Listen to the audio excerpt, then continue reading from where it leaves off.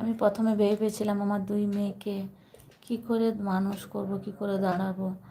ওখান থেকে আমি যখন আসি একটা ছোট্ট এক কামরা ঘর নিয়ে কী করে মানুষ করব, কী করে চলবে। মেন কথা, মানুষ করতে হলে একটা মোটা পয়সার দরকার আছে, তাই না?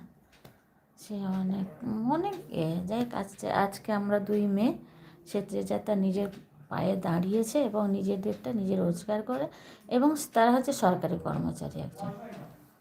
সে যেই কাজ করুক, কাজ সেই হিসাবে এখনকার দুর্মূল্যের ব্যাপারে একটা সরকারি চাকরি পাওয়া কম কথা নয়। তো আমি সেই দিক দিয়ে আমি খুব লাকি। আমার 2 মেয়ে, কিন্তু আমার ছেলে নেই, আমার 2 মেয়ে, ওরা যে যা দাঁড়িয়ে গেছে।